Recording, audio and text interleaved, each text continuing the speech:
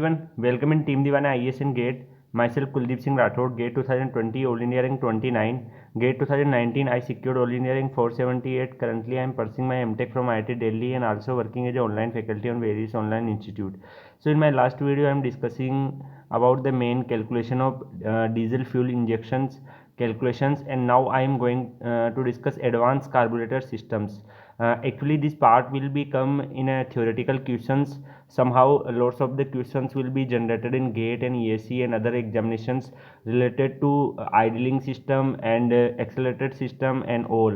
So you just try to understand this concept, and it is very easy and theoretical concept only, so just try to learn each and everything. So let me discuss idling system की अगर हम बात करते हैं तो idling system में हमारी generally जो व्हीकल की स्पीड है वो 0 से 15 किलोमीटर पर आवर्स के अप्रोक्सीमेटली होती है, एंड डाउन फ्लो कार्बोरेटर्स के नाम से भी हम इसको जानते हैं। ओके, तो अगर आप फिगर फर्स्ट को समझेंगे, पहले मैं डायग्राम मैंने एक साथ बनाया हुआ है, तो पहले मैं केवल आइडलिंग सिस्टम को डिस्क्राइब करूंगा, देन उसके थ्योरेटिकल पोर्शन को डिस्क्राइब करने वाला हूँ, एंड देन जो एक्सेलरेटर सिस्टम है उसके बारे में मैं डिस्क्राइब करूँगा।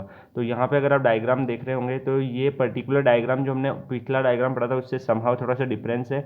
यहाँ पे अगर आप देखेंगे तो ये आपका मेटरिंग जेट है जो ऑलरेडी हम डिस्कस कर चुके हैं। अगर आप मेटरिंग जेट इसको बोलते हैं, मेटरिंग जेट या मेन जेट के नाम से ये पर्टिकुलर जो सिस्टम है, एंड देन यहाँ पे एक न्यू जेट आ चुकी है जिसको आइडलिंग जेट के नाम से जानते हैं, एंड यहाँ पे एक स्क्रू नया स्क्रू आया है, इसको आइडलिंग स्क्रू के नाम से हम जानते हैं। देन यहाँ जो आइडलिंग स्क्रू है यहाँ से हमारा reach air fuel mixture inter करता है, एंड यहाँ पे वैक्यूम हमें मिलती है जब हमारा पिस्टन टीडीसी से बीडीसी की तरफ जाएगा सक्शन स्ट्रोक में, तो वहाँ वैक्यूम क्रिएट होगा, वो वैक्यूम इनलेट मैनिफोल्ड से यहाँ तक एक्सटेंड हो जाएगा, एंड देन यहाँ पे हमारा चोक वाल्व होता है। तो कई बार हमें चोक वाल्व का यूज करना पड़ता है जब हमारा गाड़ी जब कोल्ड कंडीशन में पड़ी हुई है या फिर काफ़ी लॉन्ग ड्यूरेशन से चली नहीं है, इंजन स्टॉप है, तो चोक वाल्व का हम यूज करते हैं। वो यहाँ पे चोक वाल्व, ये आपका थ्रोटल वाल्व है।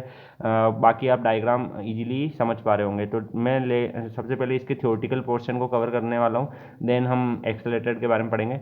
तो चलिए आइडलिंग सिस्टम की कुछ थ्योरेटिकल कॉन्सेप्ट को समझते हैं। Idling system consist of a jet known as idling jet, ये मैंने आपको डायग्राम में दिखाया है। The idling jet start from a point near the choke valve, enter to the main unit and ends up to a point below the throttle valve of the main unit. तो ये आपको ध्यान रखना है कि जो आइडलिंग जेट होती है वो स्टार्ट करती है पॉइंट नियर द चोक वाल के पास में एक पॉइंट से स्टार्ट करती है जो कि entry to the main unit, and then end करती है point below the throttle wall of the main unit. Okay, then the design of idling jet is the same as that of a main jet but is much smaller in size. Okay, तो ये आपको एक theoretical line याद रखनी है।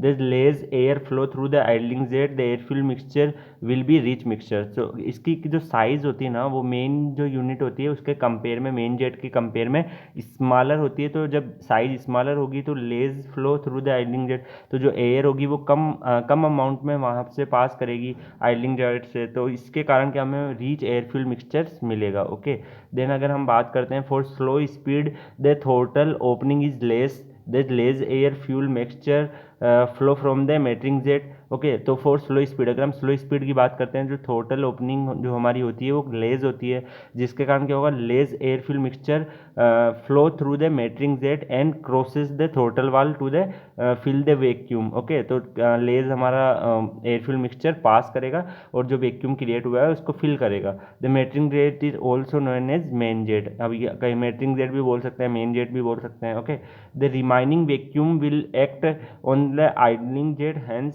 सम air enter into the idling jet for the flow of the rich air fuel mixture. Okay, तो ये ध्यान रखना कि जो रिमाइनिंग वैक्यूम होता है ना वो जो एक्ट करेगा किस पे, आइडलिंग जेट के ऊपर। जो हमारा आइडलिंग जेट है डिफरेंट मेन जेट से उसके ऊपर एक्ट करेगा, तो सम एयर जो है वो उस आइडलिंग जेट से इंटर कर जाएगी और फ्लो करेगी रीच एयर फ्यूल मिक्सचर की तरफ। This rich air fuel mixtures fill the remaining vacuum, और ये जो रीच एयर फ्यूल मिक्सचर बना है ये रिमाइनिंग वैक्यूम को फिल कर देगा मेन यूनिट में। Okay, vacuum in the main unit, hence more amount of fuel fuel enter in a combustion chamber. तो इससे क्या होगा कि ज़्यादा अमाउंट ऑफ जो फ्यूल है वो हमारा इंटर करेगा कंबशन चेम्बर में, and more heat will be liberated during heat addition. तो उससे क्या होगा, मोर अमाउंट ऑफ फ्यूल जाएगा तो मोर अमाउंट ऑफ हीट हमारी निकलने वाली है, due to which the engine continue to run without stopping. तो इनिशियल जो स्टार्टिंग कंडीशन है उसमें हमें ज़्यादा अमाउंट ऑफ रिच मिक्सचर देना पड़ेगा, तो इसकी वजह से हमने ये ऐसा अरेंजमेंट किया है जिससे हमारा rich air fuel mixture engine में जाए और हमें ज़्यादा हीट एडिशन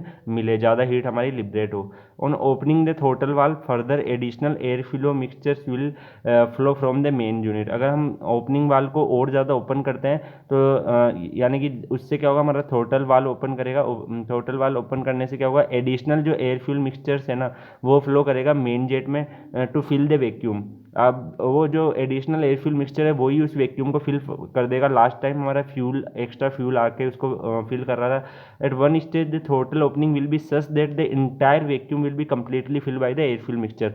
एक पॉइंट ऐसा आएगा थ्रोटल ओपनिंग में जहाँ पे क्या होगा कि जो इंटायर वैक्यूम है ना वो कंप्लीटली फिल कर दी जाएगी, किससे, एयर फ्यूल मिक्सचर से ही, from the main jet. The total opening at this instant is about 10 to 20% and the engine speed is nearly 15 km per hour. Okay.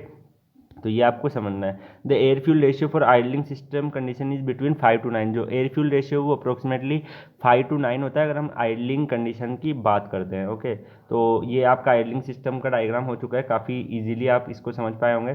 Then अगर आपको इसकी थ्योरेटिकल पोर्शन को देखेंगे तो आपको डायग्राम को जब देखेंगे तो आपको थ्योरेटिकल पोर्शन आसानी से समझ में आ जाएगा। जो मैंने बताया था आइडलिंग जेट से हमारा एक्स्ट्रा एयर फ्यूल मिक्सचर्स बनेगा, क्योंकि जब आइडलिंग जेट से हमारी एक्स्ट्रा एयर पास हो रही होगी इनिशियली, जब ये वाल आपका क्लोज रहेगा तो यहाँ से ये एक्स्ट्रा एयर फ्यूल मिक्सचर्स को ले लेगा, एंड यहाँ ये हमारा भी जब हम इसको एक्सेलरेट नहीं करेंगे थ्रोटल वाल, और ये जो चोक वाल है, चोक वाल तो अब मान लीजिए इसी कंडीशन में होगा, थ्रोटल वाल जब क्लोज होगा फिर भी कुछ मिक्सचर तो यहाँ से आ जाएगा। जब स्पीड स्लो होगी कुछ मिक्सचर हमारा यहाँ से डायरेक्टली पास होकर आ जाएगा, यहाँ से एयर आएगी एंड यहाँ से फ्यूल को चेक करके डायरेक्टली मिक्स हो जाएगी, तो रिचर एयर फ्यूल मिक्सचर हमें मिल जाएगा। एक पॉइंट ऐसा आएगा जब हम इसको ओपन करना शुरू करेंगे तो सारी की सारा एयर फ्यूल मिक्सचर यहीं से आएगा, इस आइडलिंग जेट के अंदर से कुछ भी नहीं आएगा। तो उस पर्टिकुलर कंडीशंस को भी मैंने डिस्क्राइब करने की कोशिश की थी। होपफुली ये डायग्राम से आपको सारे के सारा डाटा समझ में आ गया होगा। ये जो मेन सिस्टम है ये एडवांस कार्बोरेटर सिस्टम्स के अंदर आते हैं। पहला मैंने आइडलिंग सिस्टम को डिस्क्राइब किया है, देन नेक्स्ट जो मैं करूँगा वो एक्सेलरेटेड सिस्टम को डिस्क्राइब करूँगा एंड कुछ और थ्योरेटिकल पार्ट्स को कंसिस्ट करूँगा। तो देखते हैं नेक्स्ट वीडियो में। तब तक के लिए बाइज एंड गाइज, होप आपकी प्रिपरेशन सही से चल रही है। आप रेगुलर सिलेबस को रिवाइज करिए, अगर जो पुराने वीडियो है उनको भी आप फास्ट स्पीड पे करके अगेन एंड अगेन रिवाइज करिए, जिससे जब आईसी इंजन पूरा हो तो आपका कंप्लीट सिलेबस हो जाए। Okay, thank you so much guys. If you want to connect with me on my Facebook page then search live mentor Kuldeep Singh Rathore, and if you want to touch me on my WhatsApp then 9649945374 is my contact number. You can ask any type of your preparation query. Okay, good luck guys.